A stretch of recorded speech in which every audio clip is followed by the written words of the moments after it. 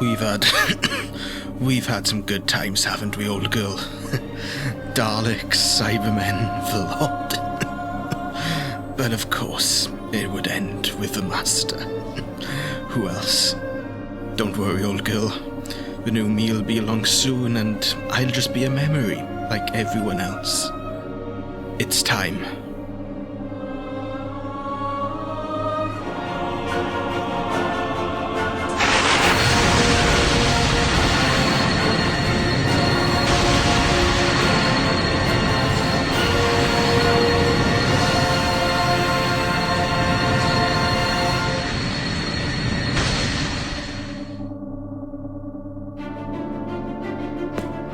Well, ain't this a treat? New legs, new hands, ooh, and some stubble.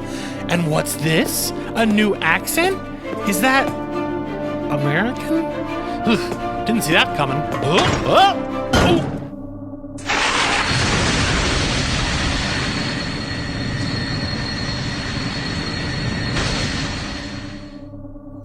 That was stupid.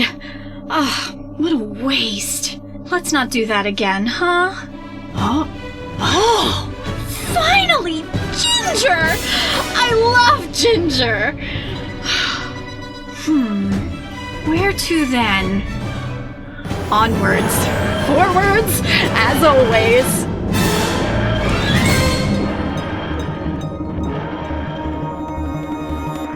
And I suppose it's my last chance to say it.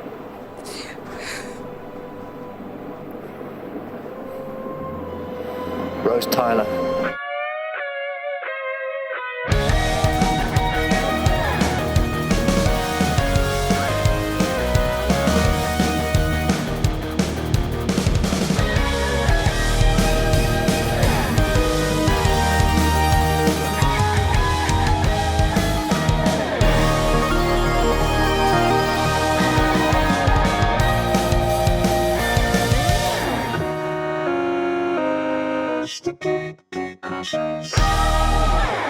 Welcome to Gatecrashers, a podcast dedicated to kicking open the door of your next favorite thing.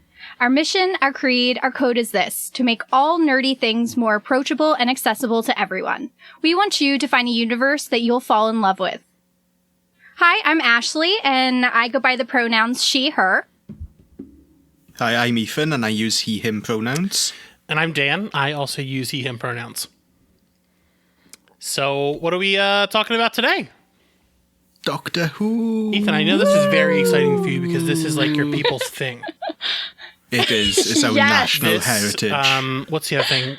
Princess Diana commemorative plates and soccer. And Doctor Yeah, Who. Doctor Yeah, Who. and Doctor Who. Yep, that's it. That's all it is. And a history of horrible colonialism. Yeah. Yes. That Doctor Who is trying to make up for that. So, what is Doctor Who about, you want to know? Doctor Who is a long-running British sci-fi show about an alien, the Doctor, who travels through space and time with their companions, righting wrongs, helping out. It is a show about the triumph of intellect and romance over brute force and cynicism. So why do you guys like Doctor Who? I feel like Ethan should start this one just because, again, it's... Yes. Yes. It's my thing. Of the Welsh. Yeah. So, where to start? Well, I started watching the show when it came back in 2005. And I've seen every single episode since live. I've never missed. How old were you when it came back on? Like 2005. Wait, I gotta do maths. 9, 10, 7. I was 7. So, what was like the cultural importance of that to like? Was it a huge To Wales? Yeah. It was. Well, to Wales, it was obviously huge because it was filmed, produced, everything in Wales. So it like brought in a ton of jobs and everything, and it just revitalized the film industry here, and it's still growing and getting bigger and bigger. To just the general cultural landscape, seismic. I just don't think any other show other than maybe something like Game of Thrones, has hit quite the levels of what Doctor Who hit when it came back in 2005. And yeah, I love it. It's hard to put into words. Ashley, what was your relationship with the series? I got into it at the start of Matt Smith's season. I don't remember why I got into it. I feel like I saw it on Apple TV one day, like that it was on iTunes in the TV section. And I think his first season had been on for a little bit already, but I watched the pilot of his season and I remembered just going, what is this? I don't remember ever really knowing about Doctor Who before that. So then I watched everything of his season that had been out, and then I went back and started from the 9th Doctor, which is what we're talking about, like the first season that came back, onwards through 10, and then I've been watching it since then.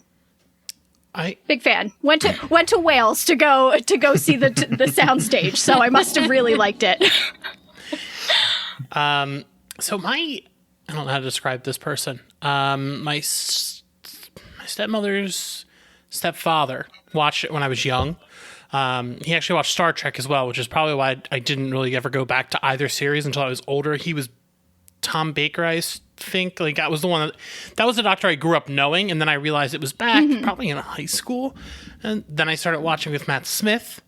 But then in college, like, lived and breathed it. Like, my one buddy, Jeff, pretty much owned every single episode that was on a disc and that wasn't lost to time, because that's a problem with the series. Yeah. We went to a talk with Sidney Newman, I think, in New York City. Is that the one who did the first episode? Yeah. We saw him speak at some big thing in New York. We had a party for the 50th. So like since then, it's been a huge part of my life. But it's been there the whole, like, I've known about it, but then I really got into it in high school and college. So brief history of Doctor Who, and it's not brief because the show has been around for, what is it? Forever. It's forever. What year is it, Ethan? It is, well, we were about to hit 60 years. Yeah. So it's fucking old. Yes. It's your Simpsons. That is a good way to put it. Yeah. Well, I mean, one has more cultural significance. Created in 1963 for the British TV channel BBC by Sidney Newman and Verity Lambert, Doctor Who was created as a show for the whole family to enjoy, with a mix of sci-fi action, occasional horror, and even educational elements for kids to learn about history. At the heart of the show is the Doctor themselves. First played by William Hartnell, an enigmatic character steeped in mystery. They are the guide to the universe of possibilities for both the audience and the people who travel with the Doctor through time and space, who are called companions. The show truly exploded into the cultural landscape with its second episode that introduced the evil mechanical drones, the Daleks, who you would see over and over and over again for the next 60 years. Many You would times. see them in Looney Tunes 2 back in action. These creatures captured the audience's attention, and they became a reoccurring foe for the Doctor to face off against. And then in 1966, the show's producers were met with a very difficult decision because William Hartnell was suffering from ill health and unable to continue in the role.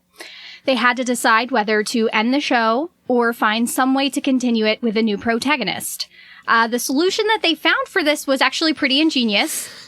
The Doctor, already established as an alien hundreds of years old, was shown to have the ability to regenerate their body, becoming a completely new person with a new personality while still retaining the memories of their predecessor. Patrick Troughton took on the role of the Doctor at this point. And then by 1989, there had been 7 incarnations of the Doctor on screen when the show was canceled. Other than a one-off movie in 1996 featuring the 8th Doctor, which I've seen, the show was over. But its legacy was kept alive thanks to books, audio dramas, and the love of its fans. But then, in 2005, Doctor Who was back, with the modern updates spearheaded by Russell T Davies, himself a fan of the show going back years, the Doctor and companions became an iconic staple for audiences unlike any time before. With Christopher Eccleston portraying the Ninth Doctor for the first series, the show was a critical and commercial success. Following this, David Tennant took over as the 10th Doctor and enjoyed a 5-year run on the show where he became iconic as the Doctor and still is widely regarded as the face of the show to this day. At the start of 2010, Tennant and Davis stepped down from their roles, with Stephen Moffat taking over as showrunner.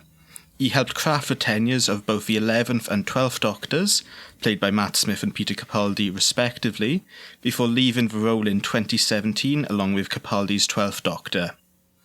Moffat's replacement, Chris Chibnall, did something unprecedented but long wanted with the show when he took over. Jodie Whittaker was cast as the first female Doctor. And now, the 3rd season of Starring Whittaker has just premiered a couple of days ago at the time this episode comes out. And while this will be the final in the role, the future of the show looks bright, with Russell T Davies confirmed to be returning as showrunner for Doctor Who's upcoming 60th anniversary. So, who may like this show? Initially, it was meant for families. Like, that's who it was for. Yep. It's a huge sci-fi staple. So if you haven't checked it out and you're into sci-fi, it's really worth checking out. But it's a show that... it really hits on so many different themes. Yeah, it's every episode is completely different usually, and it's really just trying to make the idea is that the world should be better. So honestly, if you're into that kind of stuff, you're gonna love the show. Yeah, 100%. And where do you think you could watch it? You could find it on streaming on HBO Max. In the US, BBC iPlayer in the UK, and then also you can find the availability on DVD and Blu-ray. And there's some truly stunning Blu-ray box sets going around nowadays for especially the classic series. They are lavishly produced. They're doing the classics on Blu-ray? Yep. And they are, like, what they managed to do with footage from the 1970s to upgrade it to be watchable on a Blu-ray is insane. I wonder if I, buy stuff on the show, I could just write it off as, a work expense. Sure. I think give it a try. Yeah, I mean, the government's not going to catch it. They're going to hear me saying this, but fuck them. Yeah. Oh, wow, these are really nice. Damn. Oh, I love the Matt Smith covers. All right. I set you down a hole, Dan. I'm sorry. Yeah, thanks, Ethan. What did we watch, Ethan? So we watched 5 episodes in total, one from each of the modern Doctors, so that's Doctors 9 through 13. For the 9th Doctor, we watched Rose, which is from Series 1, Episode 1. And then for the 10th Doctor, we watched the 2-parters Silence in the Library and Forest of the Dead, which is from Series 4 and Episodes 8 and 9. And for the 11th Doctor, we watched The God Complex, which is from Series 6 and that's Episode 11. For the 12th Doctor, we watched Listen, which is Series 8 from Episode 4. And for the 13th Doctor, we watched Resolution, which is the New Year's Day special for Series 11. So, we are going to get into spoiler territory for all of those episodes. So if you want to avoid those, stop, go watch those episodes, come back, and you'll be ready for when we're talking about spoilers. Other than that, Geronimo. Alonzi.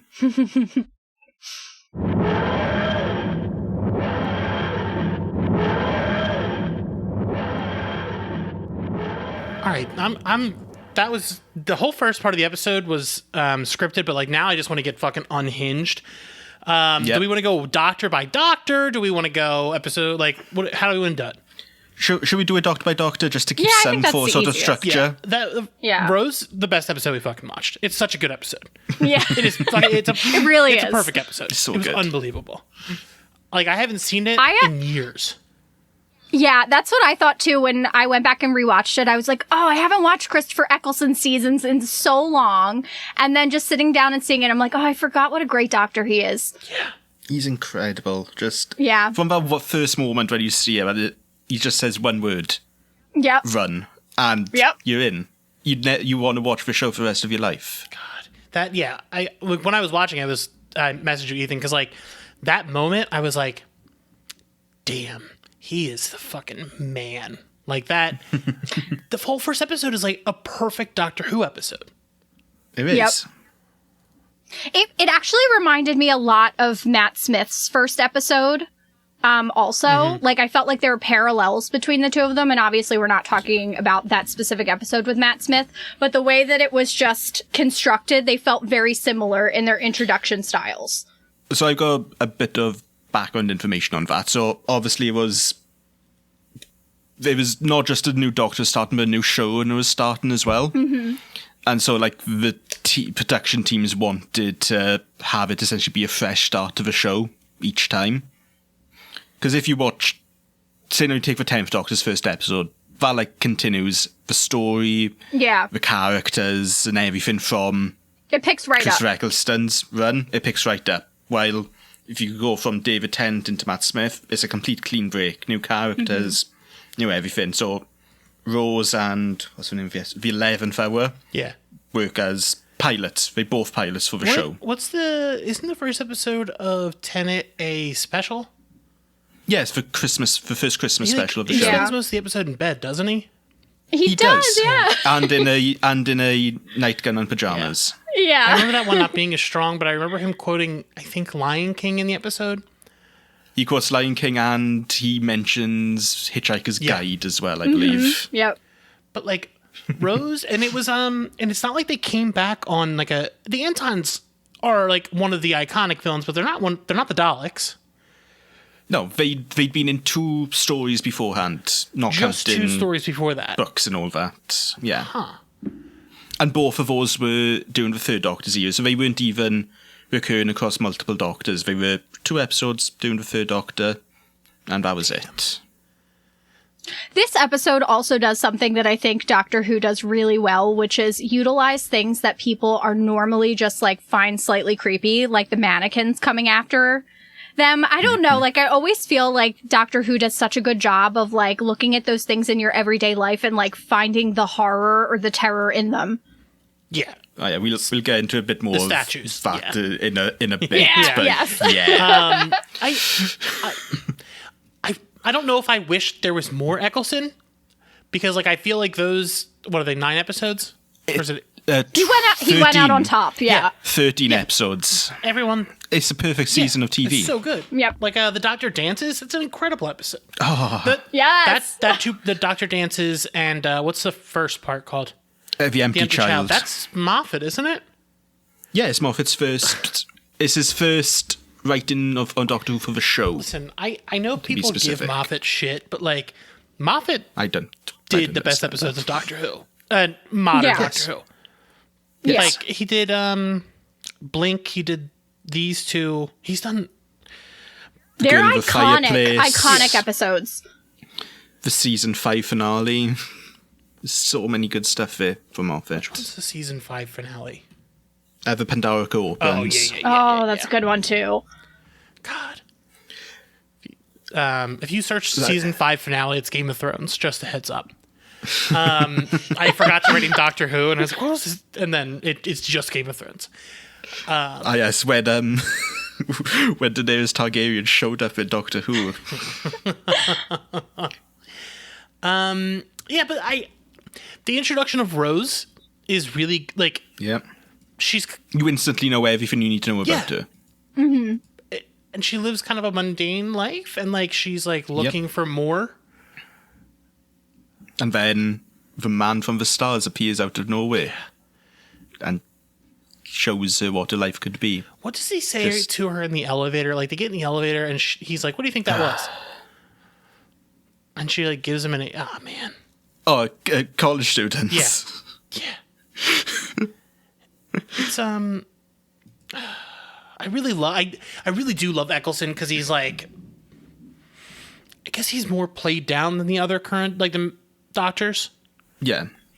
Yeah, he doesn't come off as silly, but at the same time, there's still that like otherworldliness to him that he doesn't seem all the way normal or like a human. Yeah. I did want to Rose Tyler's mom, Jackie. Oh, she's Icon. great. Icon. When he comes into the house and she's like, is she like in a bathrobe or something? And she's like, there's a stranger in my house and I'm Yeah. not fully dressed. She's She tries to come on to him. that is such a horny scene. I don't think he realizes it. And she's like, yeah. And he's like, sure. Oh, no. He's so oblivious. Jackie is one of those characters I really love. The Yeah. problem with the companions is they always introduce their parents or someone who I like more than I like them. Like Wilf. Is it Wilf or Worf? Wilf. Wilf. Yep. Oh my god. Wilf, yeah. Wilf. No, Dad, Worf Yeah, is, Worf is Star Trek. Wilf is fucking incredible, but that's Tenet. I can't jump there. So Eccleston only gets one. Eccleston only gets one companion. Yeah. Well, technically two, but yeah. Do we count Mickey? Because No. he comes. I wouldn't. Doesn't. I don't. No. I don't okay. count Mickey, but you can still say technically two with Jack, who. Yeah. Oh yeah. We'll just leave Yeah. that. I wish we could use the regeneration idea on other characters. Yep. So we could just I think Jack is a fucking great character. I just the whole actor needs to be gone. But Yeah. what I think it's such a triumphant return to the series. Like it's just like a fresh start completely. As Ethan was saying, like it's such a good episode. It's even if you don't watch the rest of the series, it's just a really good episode of television. Yeah, and it even introduces some hooks to keep an ongoing story going. Like, you've got the Doctor mentioning how he couldn't save a planet of an Estin, like, but what caused it to be destroyed? Yeah. And then that goes off into a, 10-year long story, technically? Mm-hmm. Yeah. It's the Eccleston years where Harriet Jones is introduced, right? Yeah, she's in the first Levine episode. Love it. Oh, the Savine. The Savine are a great villain who don't they just fart a lot? Isn't it like one of their Yeah. Yeah, they do. goofy? I love Harriet Jones. I really do. I think my buddy who I was talking about hated her and he was so excited when she got killed. But Wow. I fucking loved Harriet Jones. Wow. Harriet Jones, former Prime Minister. Yes, we know who you are. So good.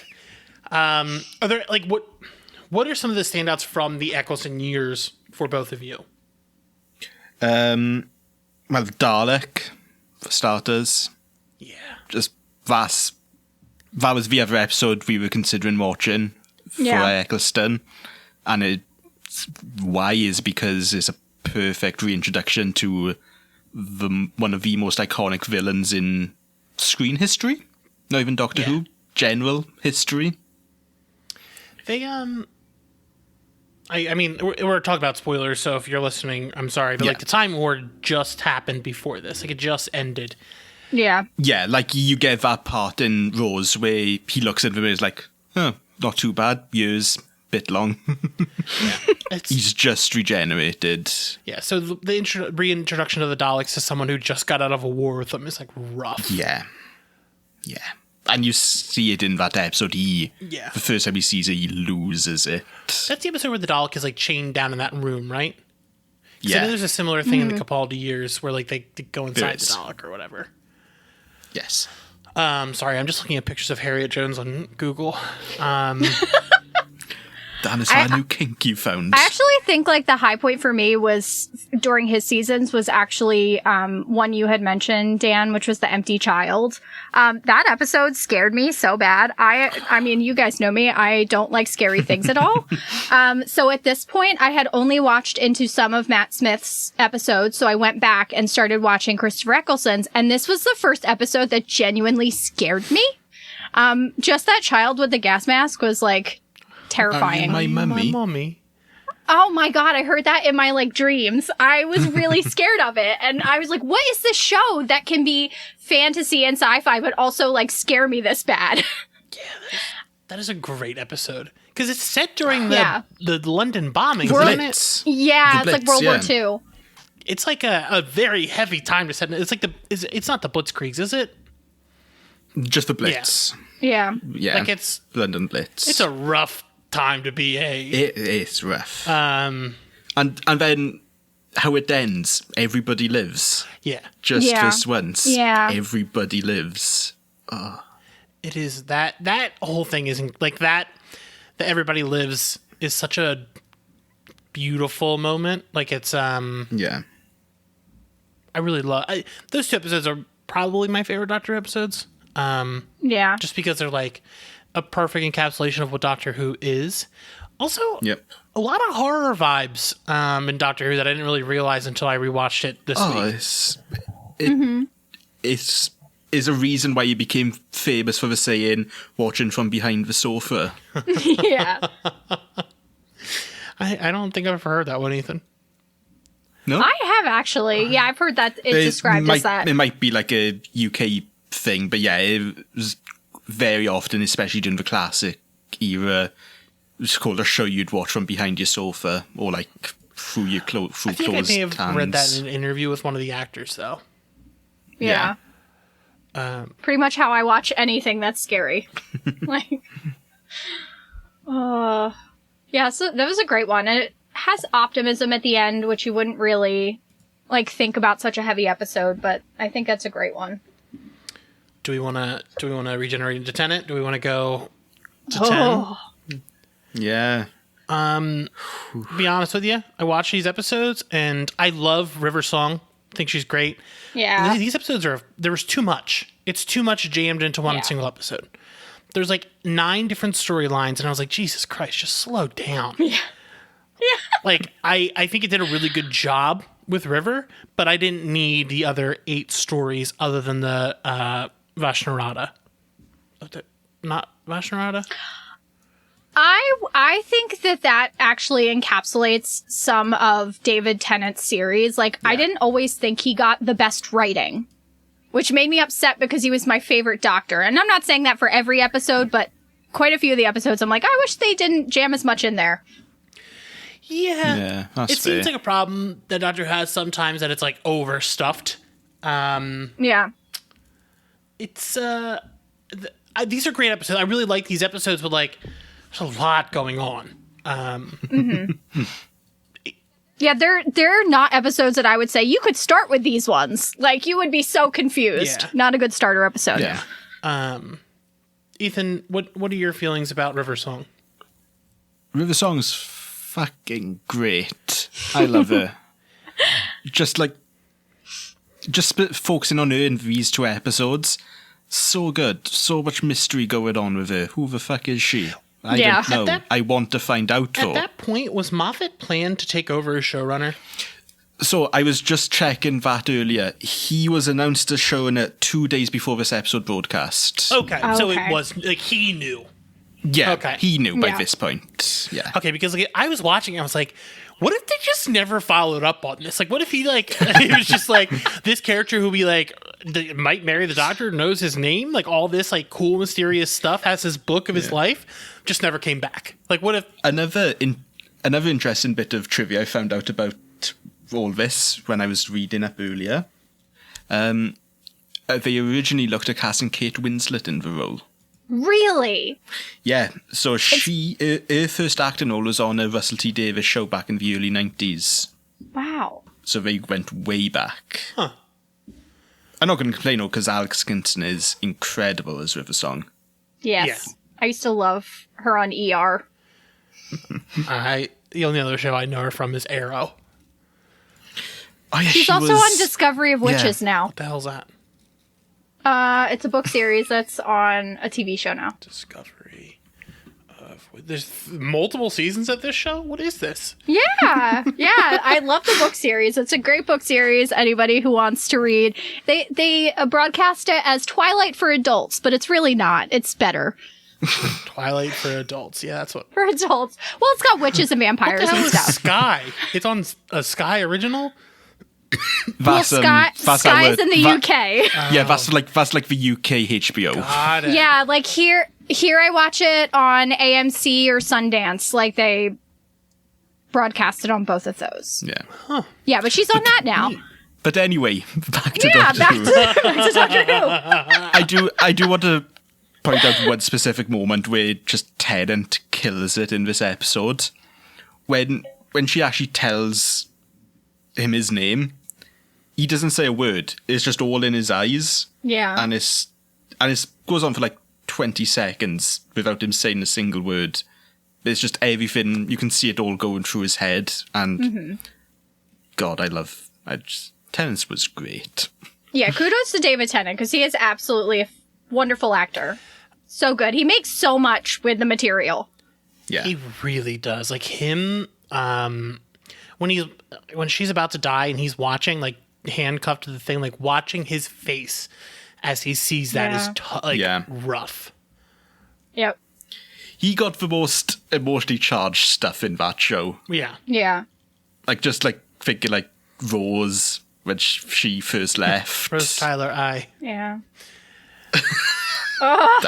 Dan, Rose stop. Tyler, I don't like Rose and I don't like Clara. I'm the outlier here. I don't really care for either of those characters because they're more like, I don't like the love stuff between the love story. I don't like that at all. Like I don't want that with the companions because he knows they're going to die.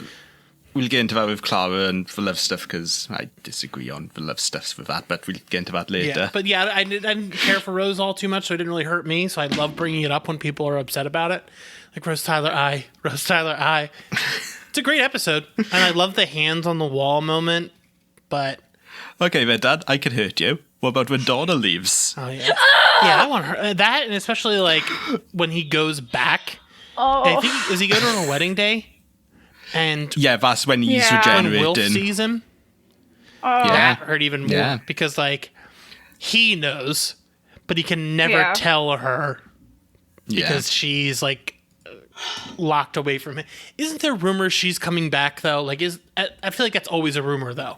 There's always rumours that a companion is going to be coming back. I would That's love just it what to be Doctor Who Donna. is. She is my top tier companion. She is my favorite. I love her. Donna, They had the best partnership. yeah, they had the best chemistry because she is so funny. Yes. The physical comedy in their seasons is just out of this world, Yes. better than every other one. And she never feels like she feels like a character who's on par with him and calls him on his shit. I hate when people like are always like, "Oh, doctor," like looking up. That's why I don't like the other two. She like doesn't give a shit. She's like, "I'm doing whatever I want." And when she gets, go ahead. No. Go When ahead. she's reintroduced in the Adipose episode, when they both see each other through the different windows, Oh my God, it's that so scene. funny. I just rewatched that the other night because I just love that scene. The whole thing is silent, but it's so good. They're great. Using that scene is actually a perfect way of talking about the music because the music in that scene just accentuates everything about the comedy. And Murray Gold, what a guy. so incredibly talented. The music, of course, was for the first 10 seasons of new Doctor Who are just mind-blowingly good. I think it's Clara's theme that I actually really like. That's the only part of her I like. But like his themes, like I Am the Doctor, like everything he did, the different variations on the theme song that came through each different. The theme changes, but it doesn't change. Like they add stuff, and it's just like remixed. Yeah, those are it. Even the incidental stuff is always fucking great. Like stuff that isn't like forefront. just like the random like female show for maybe an episode. It's always thought out and well done. It's was it the Song of the Ood? Madman. Oh, Yes. the Ood. Ood is such a. I really love the Ood as a species. I think they're so interesting. Tenet. Well, speaking of, go on. You can go. No, go on. I was just gonna say Tenet like had a lot of the introduction of like these monsters that we knew, like Yeah. they're forever. Like the Jadoon. The Jadoon came in Like- with him, right? The Jadoon, the Weeping Angels, the Oh, I love the Ood. Weeping Angels. Yeah. The Weeping Angels are such a brilliant concept. Yes. Hey, we're recording this before the new series starts, but from what I understand, we're in the first episode of this new season. You're kidding. Oh, Nope. so exciting. On the episode of the broadcast on Halloween. Oh, yeah, that makes Awesome. sense. But they're Yeah. like, Yeah. I really think they're some of the coolest characters. Like it's a simple, they're like a simple thing, but they're so well pulled off. Well, their introduction episode was just, I mean, to be honest, it's like one of the best episodes of television I've ever watched. Like the Blink Again? episode blows my mind. And another Stephen Moffat episode. Yeah. And the best part of that episode is that the Doctor Isn't in Yeah. it. Yes. he's only in it in like clips and flashbacks and things like that. Yep. And then, like, the very end. It's like it avoids him to tell a story where like there's real danger. Yeah. Mm-hmm. What else? It doesn't hurt that you then get Carrie Mulligan to come in and I be was just the gonna main say, character yeah. of that episode. Yeah, Carrie Mulligan. That was an early look at her because I don't think she had been in too much prior to that. There was someone else in that specific season who was just went off. Is Andrew Garfield? Yes. Yeah. He's in one of the earlier episodes as Was well. he in I was the just New like, York episode? the Yeah. the Dalek Yeah. New York episode. God. I'm thinking of that episode with like, I think that's the episode where I learned the Daleks weren't just robots and there was a slimy thing inside of it. I am a Yeah. human Dalek. Is that where they make the human Dalek? Yeah. That one's fucked up. Yeah, it really is. I'm trying to think of like the Master. I don't want to have this episode without talking about the Master episodes. No. Yeah. And like I don't think I love the Master episodes in Tennant either. I don't The think you can get better than that, honestly. like the reveal of the Master when they in that 100 trillion years in the future, and they meet this old scientist who very nice, kind old man, and then something happens and it's revealed to be the Master. Didn't see that coming. Never saw that coming, and it's just so perfectly executed. What is his name? The guy who plays him? Which one? The old The one new in one. that episode, or the John Sim? John Sim's performance is so like he's got the energy of the Doctor, but in a much more sinister way. Because when he takes over and he's like releasing the Doctor thing, and he's like dancing, it's Yeah. Here come the drums, here come the drums. here come the drums, baby. Those episodes are like some of my favorite. Like, I love Yeah, so much I of love Doctor Who, those but like episodes. those ones stick out a lot because like the not like the sound of drums. Yeah. Oh man. That entire season is one of my favourite seasons. Because you got the drums, you got Blink, you've got the one where the Doctor becomes human. In Yeah. the early 1900s. Is that Paul Cornell wrote that episode? Yeah, he did. He wrote the novel the episode was based on as well. Wait, what? That episode is based on a novel, Doctor Who novel from the 90s that featured the Seventh Doctor. Huh. And they were just like, this is such a good concept, let's just adapt it. That's the season with Gridlock too, isn't it? It is. Yeah. It's a great episode. That's the one with the cat people, right? Yeah. Well, And the that's face of- as we've well, talked about the second episode with the cat The people. second Cat People episode. But yeah, like it's not even the first time it happened with one of the new season episodes adapting in something else of Doctor Who. Dalek, the first Dalek episode of Christopher Eccleston, is also an adaptation of one of the audio dramas. Huh. Yeah. I guess I never connected that, like, because like it's not Yeah. great. Like we don't have it over here. Like no one really listens to the audio unless you're a huge nerd. Yeah. It's not like a everyday Thank thing. you, Dan. So No. it's like something that was always foreign to me. Damn, I never even thought of like basing a Doctor Who thing off of a Doctor Who thing. Yeah. And like, if you go back, because Russell T Davies wrote a couple novels as well in the 90s on Doctor Who, like some of the themes and stuff, like, is a companion who comes from a council estate, like Rose does in those novels and everything.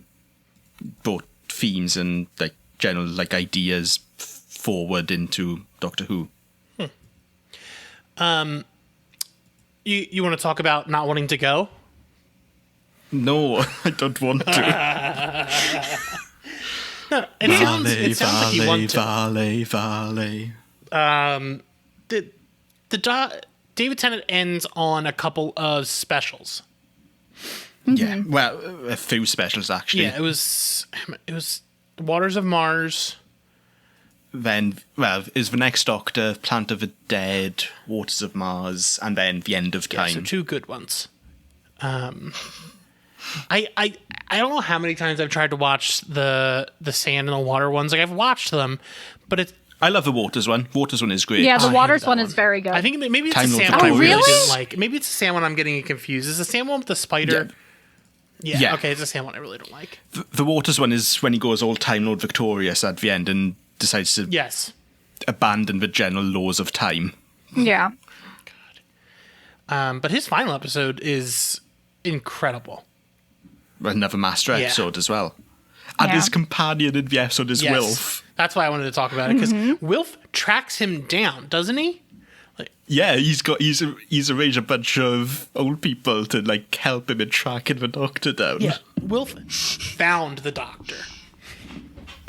But yeah, and then Rassilon comes back in that episode. Rassilon wasn't in it before, right? Yeah.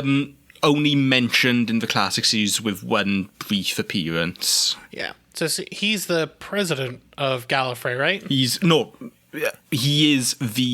one of the three creators of time travel, who was the first president of Gallifrey, and then during the time where he was resurrected to lead Gallifrey again. Oh. So it's much more in depth. Oh, because I knew it's him, Omega, and who's the other one that created? The Other. Yeah. It's The Other is his name. Sometimes it's thought to be the Doctor, but we can't say for definite. Yeah. That's going into a whole other stuff that we shouldn't get into right now. What else do you want to talk about with Tenet before we move on?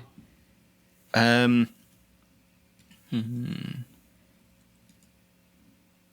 Minogue? Yeah. the Titanic. Yeah. The Starship Titanic with Kylie Minogue.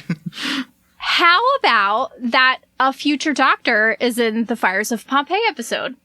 Yes, and it's brought back as actually referenced as being important to that future Doctor's journey. Yep. That's a good episode just alone. It's really good. Like, you got Donna just begging the Doctor to save these innocent people because they're supposed to die.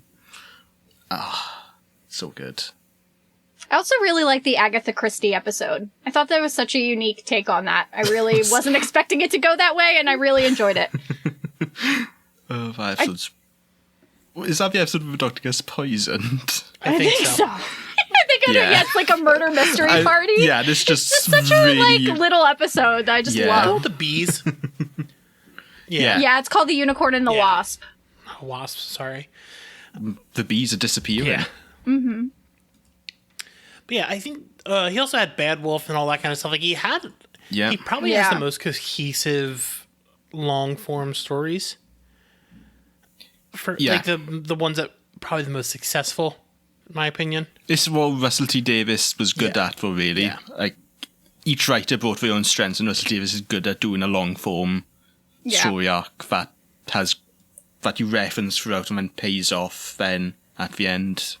Yeah, because Moffat's great at single episodes. I don't know if he was great at the long-term stories. Or not as good as Russell. Yeah, that's probably the better way of phrasing Not trying to fight Stephen Moffat. Or me. Yeah. I mean, my favorite of all of these is Matt Smith, so I don't... Yeah. I love Matt Smith. Yeah. He is a great Doctor. So, shall we talk about him? Yeah. Let's do it. The reason I like Doctor Who. Started it all for me. So, the one we watched, like, I couldn't decide which one to pick for us to watch. Because obviously we could have gone through his first episode, but it didn't feel like with us doing Rose, it just felt like a retread of what we'd covered there. Yep, I didn't want to go for one of the like season premieres or finales because those always have come with story intensive stuff as well. Yeah. So yeah, it's a bit of a tough choose, but I think God Complex really does catch a lot of the themes of his era. Yeah. I think Matt's seasons had really great writing. Yes. And this one is written by one of my favourite guest writers on the show. Who's it written by? Toby Whithouse. He wrote You watched the first Sarah Jane episode when she came back. Episode Aw. with the Watcher from Buffy. Giles. Yeah, thank you, Giles. He also wrote, remember the Lake two-parter from Capaldi? The which one? The one under the lake with the ghosts. No. No, that's also a great one as well. But yeah, This episode, I was not so my problem is that I watched all of this as they were coming on, and I don't think I've really watched after Tenet again since. yeah. So like, watching this again, I was like, oh wait, this is really good. Like, why did I forget this? I know. I forgot the emotional intensity that this episode actually had. Like, I recalled that they were stuck in a hotel and there was a minotaur, but I actually forgot the connection between the Doctor and Amy, just like where that started to where he tried to break away from her. Like, I forgot that it was this episode. Yeah. It's a lot. Yeah, it was Also- a heavy episode. Also, like, Doctor Who's great at introducing these characters you want to be companions. Yes, yes. And this one is probably my favourite one of those characters. What was her name? Rita, The way yeah. the Doctor talks to her and he goes, Amy, you're fired. And like just keeps going. Like he like sees people and he's like, oh, I want to hang out with you. And he's very attentive about that. I think I was telling Ethan earlier, I was like trying to figure out what the major themes of our like so that each Doctor has their own sort of overarching character theme. So I said 9 was like he's running from the truth of what he did in the Time War. 10 was coming to terms with the Time War and facing it with the Master and all those types of things. But 11 is kind of like him facing himself and the effects of his actions, because On other people, like yeah. the wake, the destruction he leaves in his wake. Because the Amy and Rory thing, this is where it starts to come to complete. Like you're seeing that nothing good comes of traveling with the Doctor, and he brings it up in this episode. Like he directly is like, yeah, if you stay, the only way You're gonna that die. I get to see you again is at your grave. Like you die. And then we end up with the Angels Take Manhattan. Oh, no, Ashley, no. No, I'm still not over that episode. I know, I'm not either. We were actually talking about this before we started filming, and my husband was like, what do you think was the last episode of Doctor Who that made you like really cry? And I was like, Angels Take Manhattan. Like that was the last one where I really just like sobbed uncontrollably. I've got one later on, but yeah, that episode just... I think because Amy felt like my first companion. Yeah.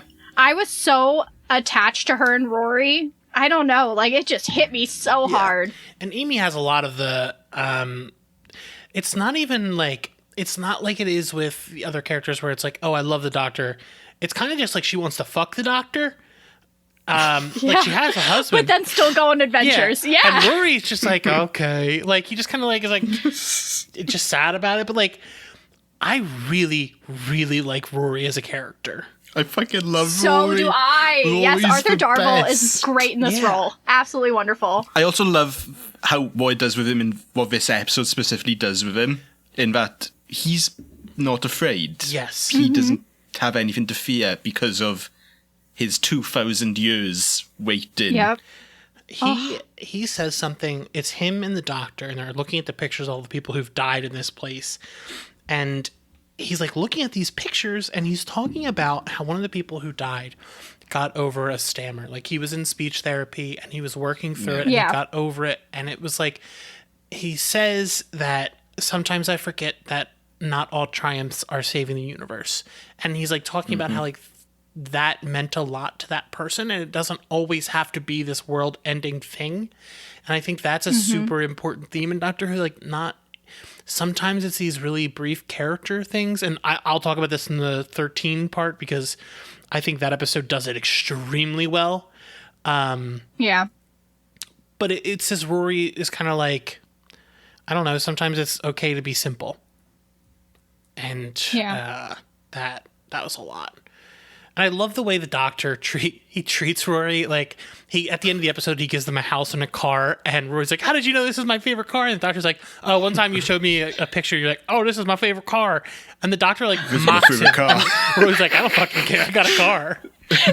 And Amy's like, oh, we can't accept this. And he's like, yes, we can. Incredible. And then Matt's where most of the River Song stuff takes place. I know it ends in Yes. Capaldi, but I really loved all of that. Yes, their chemistry was great, which I was not expecting when they transitioned to like a little bit of a younger Doctor. I wasn't sure how I was going to feel about them, but I really loved them together. And that's what I love about Matt Smith as well, is he was so young. He was like 28, 29 maybe when he took it on. But he's probably the best person at capturing the age of a Doctor. Yeah. He's got this soulfulness to him that just makes him seem ancient in the best way. That's not meant in a mean way. He's hitting you. He's like, when he's around people, he's always like on. Like, he's super vibrant, but like there are moments where like you see the pain especially with the Rings of Akatoth, that speech that he gives, which is an episode, like a clip of the show that I sometimes just sit here and watch at my desk and cry. That, or he has that, but then he also has the darkness. Like, the Doctor, at the end of the day, if the Doctor has to do what's necessary, he's going to do it. And I think it's, correct me if I'm wrong, but it's the dinosaurs on a spaceship. Yes, where he just kills. He kills the janitor from... He kills someone in cold blood. Is it the janitor from... Well, it's the first Doctor. Yeah, it's the first Doctor. He kills the first Doctor. But he's like, I don't have to save you. And he leaves. And, like, he dies. And it's like, sometimes he has to make these hard choices. And, like, I think he's the one who has captured that, all of the different sides so well. And has, like, just captured just, like, what I think the Doctor is. Yeah. I can talk about Matt Smith. I really think Matt Smith's probably my favorite. I've watched everyone else. Like, I've given enough time. Usually I'm very quick to say something is my favorite as soon as I watch it. But, like, I think Matt has the stuff that I look so hard for in a Doctor. And after watching this episode, I was like, man, I really want to watch all of Matt Smith again. So I immediately went and watched his Regeneration because, again, I love pain. And his speech about he'll never forget a single day of it, not one word. Raggedy man, good night. Yep. I just loved his fish sticks and custard. Like, he had me from that moment. I was like, I love this guy. It's fish fingers. Have you eaten fish fingers? Have you eaten fish fingers and custard? I can't say that I have gone to try it after watching it. I haven't. Ethan? I know you have, Dan. We had it. You tried it? I don't eat fish of course you at have. all. Really? I hate fish taste. But for the 50th party, we made it, and I was like, I mean, I'm gonna do it. We had that in Jelly Babies for the first time. It's not horrible. Okay, good. I'll give it a go. I wouldn't go out. I wouldn't do it if you don't. If someone's not forcing you to do it for some special occasion, I wouldn't do it. But if you're into it, go ahead. Yeah. Matt Smith also has some of the best dance moves I've ever seen the Doctor. At Amy and Rory's wedding, he's got that giraffe thing going on. The drunk giraffe. Yes, I love it. It's my favorite. It's my go-to move now. I also think his purple coat is probably my favorite Doctor look. From when he's traveling with Clara. That is such a good It's look. such a good look. It's also my favorite inside of a TARDIS as well. Is that the one with the blue hint to it? The blue hint, which then turned into an orange hint with Capaldi, but I really think all the TARDIS designs are really cool. I think the most unique one is probably Jodie's. Yes, it's very crystalline. Yes, that's weird. I don't know. I liked all the toys that Matt Smith's had, which just with the random phones and the weird things that would just pop up out of the console. I don't know. His just looks so playful to me. Ethan, the sonic screwdriver. Is that does the TARDIS make that? That's what's been implied in the recent seasons. Okay. Because Capaldi is without one for most of the season 9, and then at the very end, the TARDIS gives him a new one. So that's my assumption. It's been shown in the past that he's made it, so Yeah, that's what I remember making it. Interesting. Because I was thinking, like, Jodie's is crystal, so I was like, is it just... Yeah, like, it's always... But she makes that one. If you remember in the first episode, she makes it. But, like... But each Sonic has always had a bit of that current TARDIS. Yeah, makes sense. All right, let's talk about Capaldi then, Ethan. Yeah, my favorite. I love Capaldi. I just didn't... He's a rock star. Yeah. Literally in Series Yes. 9. Yeah. Yes. God, I love when he shows up on the guitar and the tank. So good. But we watched Listen. Yes. What, Ethan, I know you love the Capaldi years. Oh, Capaldi... Like, I've always loved Doctor Who, but for whatever reason, like, I don't know if it was my age, but, like, I felt myself waning with Matt Smith's era, even though I loved everything that was going on. When Capaldi came around, and I was just back in completely with it. And like, I think Listen is his first episode where he truly shines, because you just see the Doctor and what he gets up to when he's not saving the world. And what he does is he just goes mental and starts thinking that something is listening to him at all times. He commits to this bit so fucking hard. He really does. He goes to the end of the universe just for the bit. That's incredible. Yep. But yeah, I think this is... It's not my favourite episode, but I think it might be the best episode of Doctor Who, in my opinion. Really? Yeah. It just hits on... Like, especially from the fear aspect. Like, that scene in the bedroom... Yeah, I agree with you. Life out of me. And I don't really get scared of Doctor Who. But that scene was just something about it. The unknown of it. It just... Yeah. This sort of creeps me out. I think it does not rank up in one of my favorites or the best for me because I'm not a huge Clara fan. Yeah, this is a skip for me. Yeah, she's like likable, but not anywhere near like one of my favorite companions. And I think it's because she falls in like a similar category. Like Dan was saying, how she's just like a questions asker, or she doesn't know what's going on. And I don't know. I don't find her to be my favorite. I really disagree with all of I think that, especially she's her being important for zero reason. Like, they make her so much more important than she really is.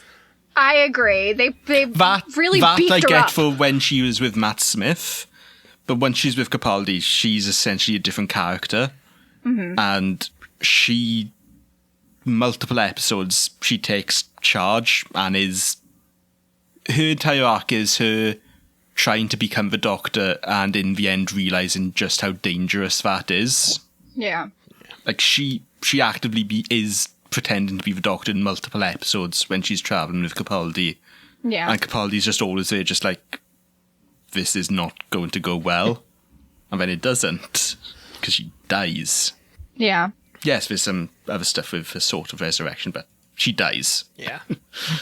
Because of that. Is that the Raven episode? Yes. I really, really love Capaldi as the Doctor. Like, I really think he's incredible. He has all the nuance, and he's got a lot more of he's more alien than he is human. Like, he just doesn't really give a shit at a lot of the stuff. That's another thing I love about Capaldi as well. He starts out like that, but by the end, he is willing to sacrifice everything just to save a few people. Yeah. I like Capaldi a lot, but I didn't click until Bill. Like, I fucking loved Bill Potts. And whoever the other guy whose name was. Noddo. Yes, Pearl Mackie. She is great. Yeah. That I really loved that whole, and Missy. I fucking loved Missy. Missy's so good. I don't think she's a better master than Sims, but It's what do you want? Do you want the evil master? Or do you want someone who's looking for redemption? Yeah. And, oh God, Yeah. she's such a funny character. Doesn't she save the Doctor at one point? A couple of Yeah. times actually during that season. I think I might rewatch that season. But like, she is so much fun, and her reveal was pretty cool too. Because like we weren't expecting a female master. Yeah, well, like they'd never done Yeah. it before, like with any Time Lord. So I Yeah. really love Bill. I loved her costuming. I think they just make such great choices on this show to begin with. It was just, I don't know. I loved her costuming. She really stood out. Just thinking, yeah. And then the 12 meets 1, which is wild. Yeah. His final adventure is the first incarnation of the Doctor coming to grips with change, and the latest incarnation of the Doctor trying to decide if he wants to keep going or not, because of the thousands at this point years he's been alive, and is it still worth it? I think I have to rewatch a lot of Capaldi because, like, You do, because you tell me you don't think the writing was up to scratch, and I'm just there, just sat. No, like, what? I didn't think when I was watching. I was like, this is boring. Like, this is, I don't know. It just lost a lot of its flavor. It was probably Clara. I just didn't give a shit about her. Nothing made me care about her. Not a single thing. Although the episode, I think one of Capaldi's best episodes is the one where he's trapped in, I'm trying to in the remember what the castle. episode, that episode is incredible. Yes. Incredible. Heaven Sent. It's him dealing with grief. It's how Yes. does the Doctor cope with Oh. grief across Touching the wall. what does end up being? Yeah. What I think it's the Doctor coping with grief for over 4.5 billion years. Yep.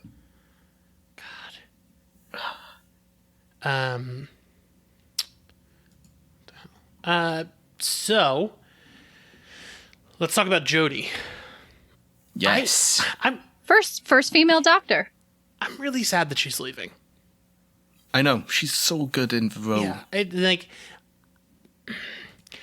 I will say I think Chibnall is the weakest of all of the. Yeah, Writers. his right is something Yeah. about his writing that just I don't think fits Doctor Who most of the time. I think I'm tired of Gallifrey stories. Yeah, I didn't need her again last season. I don't need it. Like I just. Especially it being destroyed again. Yeah. That I didn't Yeah, I need. was like, what the fuck? Like, why bother at this point? Yeah. Well, here's a Especially question. being- There's so many episodes. Are they running out of stories to tell? Like, I don't think so. Like, yes, there's a set formula to certain Doctor Who episodes. Like, you got your base under siege story, the Doctor and his when their companions show up to a underground base that's been attacked by some force, and how do they solve it? Or you've got your episode on modern Earth and stuff like that. But so there's always like a sort of set formula you can expect, but I think there's still plenty of material to be mined from that. What did you think of this special, the New Year's special? So I'm actually interested by Ash, because Ash, wasn't it your first time watching it? yeah, it was my first time. So I actually watched the first season Jodie did, and then I just kind of petered out. I really like her as the Doctor. I just did not enjoy the writing at all. Yeah. And I'm not super sold on the companions. I don't think they're bad. Like, they didn't grab me the same way past companions have. So I just sort of naturally just stopped watching it, and I watched Resolution for the first time, and I'm gonna say I didn't absolutely love it. I didn't hate it, but it's not up there with anything that I absolutely loved either. So it was just a good way to spend an hour. Is that a bit? I'm sorry. No, that's Everybody likes their own completely thing. fair. I think the reason I think this season's probably the first season I didn't watch it weekly. I was watching, it was like, oh, this writing isn't. The writing didn't make me need to return next week, is what the feeling was Yeah. when it was coming on. But I went back and rewatched all of it, and I really love the companions. I like that there's multiple companions because they have their own dynamics. I just really love Graham. I love Graham. Yeah, like, I think he's the best of the bunch. It's Graham, and what's his grandson's name? Is it Ryan? Ryan. I really like their I like their story. I like that Yes. they started as these characters who, like, Graham wanted a relationship with them, but Ryan was like, "You're just my grandmom's husband." Well, Yeah. And after she passes, like, it's like slowly as they're traveling, like, they're becoming closer and closer. And in this episode, Ryan's dad, who, like, pretty much walked out, comes back. And, like, that is where I was talking about, like, the Rory talking about little triumphs, where the doctor just walks right up to him and is like, "Why didn't you come to the funeral? You let your son down. You should have been there for him." And then Graham bringing out all of the stuff that she had left behind and being like, when my parents died, like, when my mother died, my father threw everything out and I didn't get a chance to feel this. He's like, "You need to face it." I love Graham.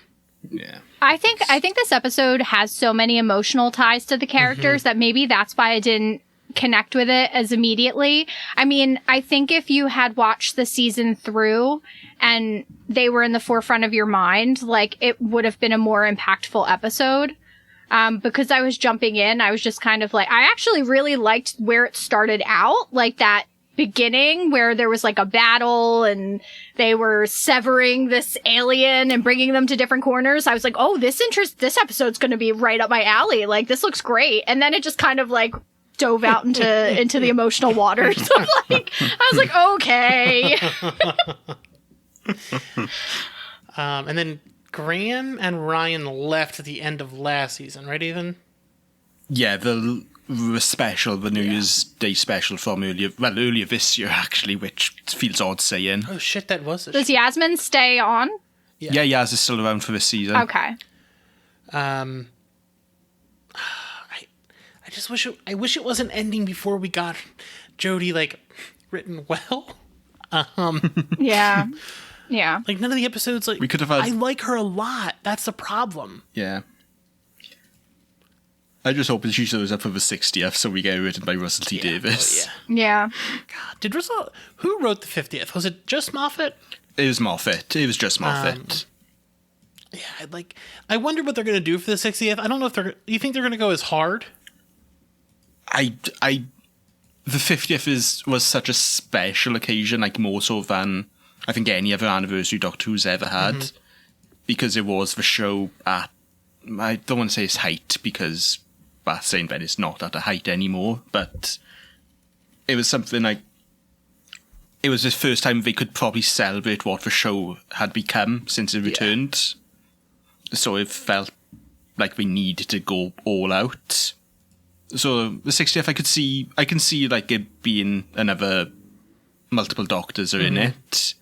I just don't see it being as big as, oh, let's actually figure out a way to save Gallifrey big. Yeah.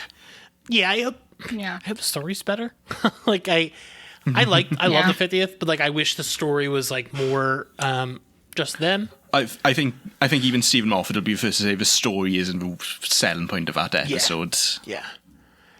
But I hope they do, because they're getting a bigger budget, because they're teaming up with Bad Wolf, who got bought by Sony. Yeah. So like, they're gonna have the budget, like they can do. Yeah. So, Ethan, I don't know the answer to this, but how does the BBC pay for shows? It's called government like a subsidies tax, for starters, isn't it? and then there's the tax, which is called the TV license. Interesting. Yeah, so Dan, they actually pay to watch TV. Like, to have a TV in their house. Like, don't you have to have them for multiple TVs, or is it just for your whole house? It's just one per household. So wait, hold on. It's a very stupid system, especially nowadays, especially with, not to get into the politics, but politics of the BBC are pretty skewed right now, which is why I'm happy there's another production company working on Doctor Who that's not just the BBC directly. So, but yeah, it's a very strange system. Yeah, because what about people that just stream? Exactly. Yeah. They don't have to pay. Yeah, like on BBC iPlayer, like, which is the BBC streaming service, you've got put in your postcode, and then there's an option to say, I pay for a TV license, but as far as I'm aware, they don't really check it. Mm-hmm. So, yeah, it's a very strange, outdated system. Huh. So you don't have you're not paying for like a cable company, you're just paying the government? Like, pay the government for BBC specifically. Everything else is through Sky. Okay. All right. Which... I knew you had something like yeah, that. Okay. but we get into the minutiae of British broadcasting here, which, sure. Yeah. Interesting. Huh. Yeah, I'm really excited for the episode tomorrow. Yeah. Yes, tomorrow for us. I really do hope it's only 6 episodes this season, and it's supposedly 6 episodes, one story. And Chibnall is better at long-form storytelling. Yeah, so hopefully it's good. I want it to be good because I want Jodie to have those episodes because like right now this is probably the best one. Yeah. It's something that's really great about having a woman doctor too, I feel like, is it really just erases all of that like weird sexual tension that the male writers tend to just sometimes write into the other doctors when they're writing female companions. Donna didn't really suffer from that, but I do feel like a lot of the other ones did. So Jodie, it's just so nice to kind of sometimes watch her episodes because it's just kind of the fun of the sci-fi and it just gets rid of like some of the other stuff that would weigh it down. Yeah. Especially because like there's the companions, it's not written that way, which is nice. Yeah. I haven't thought about that. Yeah. I am sad that she's leaving. Yeah. What are your hopes for future doctors? Anything, really. Ethan, who do you think it's going to be? What's your money on? My genuine money right now is on an actress called Lydia West. She was in It's a Sin, which was Russell T Davis's last show. And Russell T Davis loves reusing actors between his shows. What's her name? Lydia West. Oh, do you think they'll have another woman doctor? I'd hope so. I thought this was going to be like a one and done thing. I really hope it's not. Yeah, I hope not either, but I thought maybe. Yeah, with the fucking fans. Ugh.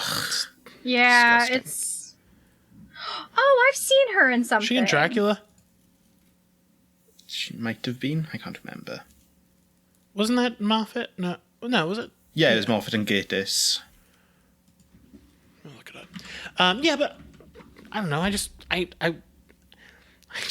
glad to have a showrunner back that I like want to watch the show for. Yeah. Like, I don't know. It sucks because like I don't want people to think I don't like it because it's Jodie. I fucking love Jodie. I wish she just had writers that were good enough. Yeah.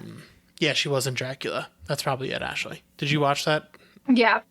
I think I at least saw the trailer, and that might be what I'm recalling. I wonder if he has. That was a show. I didn't want. I watched the first episode and I was like, I'm good. Yeah, no, you really were. You did it. Oof. Yeah. Well, any other last regards on Doctor Who or anything else you want to talk about? Doctor Who's good. I hope Murray Gold comes back. Oh God, I really hope so too. I don't even know the current person's name. I believe it's Sagan Akinola. I might have butchered that pronunciation. Yeah. Yeah, I know we got really down on the writing towards the end, but it is a great show. Yeah. And I still watch it, but it's like I hope this season's great. I really do. Yeah, I agree. Really do as well. I love the new Sontaran designs. Oh my God. Oh man, we didn't get to talk about my favorite Sontaran. Let's talk about it. Let's talk about it quickly. So Matt Smith has this weird. What is the group called, Ethan? The Paternoster gang. I can't remember how you pronounce it. It's a Slovene. No. Oh, not Slovene. It's a Silurian. They're the ones from under the earth. Yes. Yeah. Her. Is that the lizard Yes. people? Yeah. her Yeah. girlfriend or wife, Human human wife. wife, and then Strax, the best Strax. character ever, who is a Love Strax. Suntarian butler.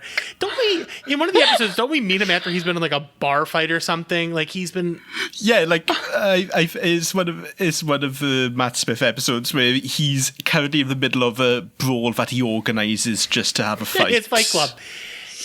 Yeah. He had like I don't remember if it was like a special or just like a video that he did before. Hold on, let me look it up. The 50th. Yeah, did he have something before the 50th? Yeah. Yeah. God, I remember seeing in theaters with the Strax. God, he is so funny because like the Suntarans are a warring people. Yeah. And he kind of has like a Drax type appeal to him, but he is so funny with Matt Smith because Matt Smith is so the Matt Smith Christmas episode when he's in Victorian England, London. Oh, I love that one. That Strax and that episode is just incredible. I like the redesigns of the Suntarans, but like I just kind of want Strax to come back. I don't even care. He's Yeah. that actor is playing one of the Suntarans. Is he? Yeah. Huh. Because they're a clone race, aren't they? Yeah, so it's it all makes the same sense guy. yeah. God. Oh, the Strax Poor field guy. reports. That's what they were. Yes, Where the yes. Strax would like report on other things. Well, I think one of the best moments is, I think, is in Capaldi's first episode because he's in Victorian London for that, and Clara's talking to Strax from a window, and she's like, "Is that a paper? Can you send it up?"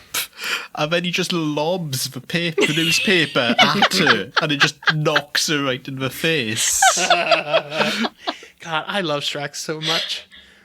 Oh. And it felt like a backdoor pilot, like they could have had their own show. Yeah, Yeah. With Russell coming back. That whole yeah, group. they're so good. Yeah. yeah, they're so Yeah. fun. The Solaran has a sword, doesn't she? Just can't Yeah. remember her name at the moment. But she's great. Lady Vastra. Yeah, that's it. She eat people, or is that am I misremembering it? She eats Jack the Ripper. That's it. Yeah, good for her. Good for her. Yeah, good for her. Yeah, Real girl boss. girl boss. Oh, no, I just want to watch. I'm probably gonna after we end this recording. I'm just gonna sit here and watch Strax compilations. He's like 3 feet tall, and he's just he looks like a toe. I love him so much. That's the perfect example of what he looks like. It is a toe. Well, I think that's all I've got about Doctor Who for now. Yeah. Yeah. You can find us at gatecrashers.fam. You can find us on all social medias at gatecrasherspod. And you can catch us next week, same time, same place. Hey, thanks for being here. Thanks for having us. It's the Gatecrashers.